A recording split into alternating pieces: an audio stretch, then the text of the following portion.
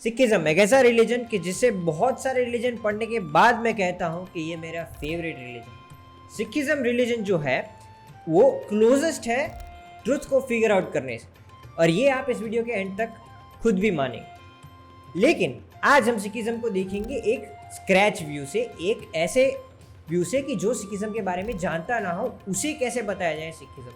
लेकिन आज हम सिखिज्म के बारे में स्क्रैच से जानते हैं। सिखिज्म एक ऐसा रिलीजन है जो लव, पीस और इक्वलिटी के बारे में बात करता है। जी हाँ, इक्वलिटी एक बहुत इंपॉर्टेंट वर्ड है, लेकिन पीस एक ऐसा वर्ड है कि जिसके ऊपर लोग कहते हैं कि अगर पीस चाहते हैं तो ये वेपन्स कैरी करने के लिए क्यों कहते हैं। इस वीडियो में हम ये सारी बातें करेंगे। सिखिज्म रिलीजन जो है वो प्रोटेक्शन में भी मानता है, जो कि उसके साथ जो इवेंट्स हुए उसके ऊपर बेस है। लेकिन लोग कभी कभी सिख को मुस्लिम के साथ कंफ्यूज भी कर देते हैं, लेकिन ये गोरों की प्रॉब्लम होती, हमारे यहाँ ये ज़्यादा नहीं होती।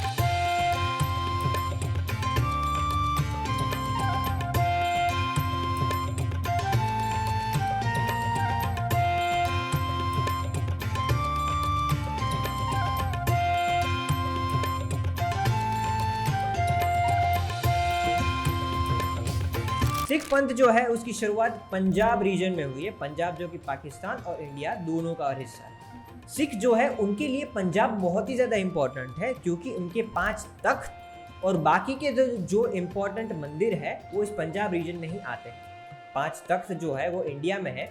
एक तख्त जहाँ पे गुरु नानक का जन्म हुआ था वो करतारपुर पाकिस्तान में है, और दूसरा तख्त जहाँ पे सुल्तानपुर में, जहाँ पे गुरु नानक ने अपना जीवन बिताया था, वो इंडिया में है। तो इस कारण जो पंजाब रीजन है वो सिखिज्म के लिए बहुत ही इंपॉर्टेंट है। सिख शब्द जो है उसका मतलब है सीखने वाला, यानी कि लर्नर, और इसी के कारण सिख रिलीजन में गुरुज की जगह है, जहाँ पे 10 गुरु है और एक जो है वो आखिरी गुरु है, जो कि गुरु ग्रंथ साहिब। इसकी स्टोरी बताते हुए मैं सबसे पहले बात करना चाहूँगा गुरु नानक के बारे में। गुरु नानक जो है वो फाउंडर है सिख समुदाय के। सिख पंथ में गुरु नानक की जीवन का बहुत ही ज़्यादा प्रभाव है, क्योंकि गुरु नानक सुल्तानपुर में जब पले बढ़े तो वो एक गवर्नमेंट की ऑफिस में काम करते, जहाँ पे उन्होंने बहुत करप्शन देखा, जहाँ पे उन्होंने बहुत इनइक्वालिटी देखी, जो उन्हें बहुत ही परेशान करती। उसके बाद जब गुरु नानक नदी में नहाने गए थे तब उन्हें ट्रुथ का एहसास हुआ, जो कि वो अपनी बुक में भी बात करते हैं, और बहुत सारे अलग अलग रिलीजन में भी ट्रुथ की बात की गई है कि जो सत्य की अनुभूति होती है वो गुरु नानक को हुई। गुरु नानक ने कहा कि भगवान सिर्फ एक है और उसका कोई शेप, फॉर्म या फिर किसी भी प्रकार का रिलीजन नहीं होता है। तब आया सिख का एक पहला प्रिंसिपल, जो कि है एक ओंकार, यानी कि वन गॉड।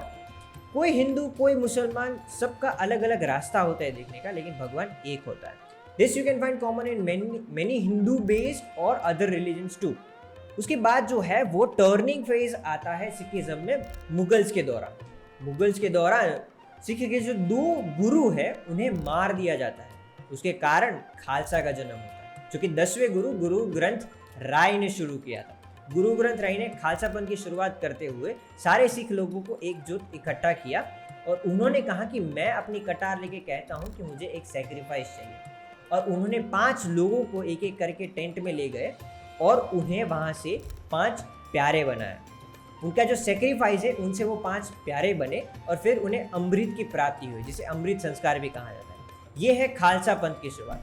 खालसा पंथ की शुरुआत में ये कहा जाता है कि सिख की अपनी एक आइडेंटिटी होनी चाहिए, और उनके लिए सिख वैल्यूज़ को प्रोटेक्ट करना है, प्रायोरिटी होना चाहिए। कोई भी सिख होता है वो आइडेंटिफाई हो जाना चाहिए भरी सभा में भी, जो कि तेज बहादुर की जो मार्टियरडम यानी कि शहीदी हुई उसके कारण लिया गया था।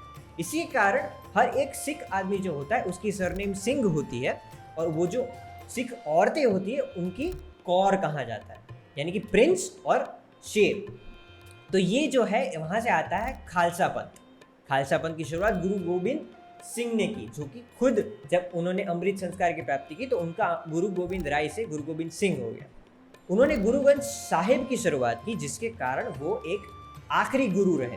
गुरु ग्रंथ साहिब जो बुक किताब है वो आखिरी गुरु है। अब आते हैं सिखिज्म की फिलॉसफी पर। कहीं ना कहीं जब मैं स्टोरी कह रहा था तो मैंने बहुत सारी फिलॉसफी भूल दी। उसके अलावा सिख हेवन हेल में नहीं मानते। सिख मानते हैं जो वर्ल्ड में हम हैं वही हेवन है और वही हेल है, और इसमें ही री इनकारनेट होते रहेंगे हम। लेकिन अच्छे कर्म करना बहुत ही ज़्यादा ज़रूरी है, और वो वाहे गुरु है जो हमें अच्छे कर्म करवाते हैं। उसके अलावा 5 थीव्स यानी कि 5 चोरी जो है वो लोगों को माया की तरफ ले जाती है। 5 चोरी जैसे कि lust, anger, greed, attachment, pride. ये 5 चोरी जो है उसको अवॉइड करनी चाहिए। अब वो अवॉइड कैसे होगी? वो है 3 चीज़ों से। पहला तो नाम जपो, यानी कि भगवान का नाम जपिएगा। दूसरा है कीरत क्रांति यानी कि हार्ड वर्क। तीसरा है वंद चखना यानी कि शेयरिंग, यानी कि लंगर। यहाँ जहाँ पे आता है डोनेशन का पार्ट सिखिज्म का। तो सिख कहते हैं कि आपको अपना हार्ड वर्क अपनी जिंदगी का करना चाहिए। जो आपके खून पसीने की कमाई होती है वही असली कमाई होती है। और फिर जो आप कमाएं उसका हिस्सा आप कम्युनिटी में बांटे, सेवा दे। ये सारी भावना जो है वो सिखिज्म को मेरे हिसाब से संस्कार के रूप में सबसे अच्छा रिलीजन बना देती है। इसमें प्रोटेक्शन भी आ जाता है, इसमें ट्रुथ की प्राप्ति भी आ जाती है, और ओवरऑल कुल मिला के that values is what makes Sikhism one of my favourite religion. तो ये थी सिखिज्म के ऊपर इंट्रोडक्शन। अब इन सारे रिलीजन को पढ़ने के बाद और बहुत सारे और रिलीजन जो कि बाकी रह गए, कहीं ना कहीं मैं कुछ ना कुछ पार्ट मिस कर जाता हूँ। तो उसका मैंने PDF बना के आपके डिस्क्रिप्शन में दिया हुआ है। सिखिज्म जो पूरा मैंने रिलीजन स्टडी किया उसको मैंने एक PDF में स्ट्रक्चर किया है, तो उसका लिंक आपको डिस्क्रिप्शन में मिल जाएगा। जो भी लोग इंटरेस्टेड हैं उसे ज़रूर पढ़िए। और दूसरे रिलीजन जिसके बाकी है उसके भी मैं पेपर बनाने की ट्राई करूँगा। लेकिन अब जो अगली चीज़ जो हम एक्सप्लोर करने वाले हैं वो होगा मेरा ओपिनियन इन सारे रिलीजन को पढ़ने के बाद मैं क्या मानता हूँ। शायद कुछ लोग इसे एथियस्ट कह सकते हैं, शायद कुछ लोग इसे नास्तिक कह सकते हैं। चलिए उसे समझते हैं।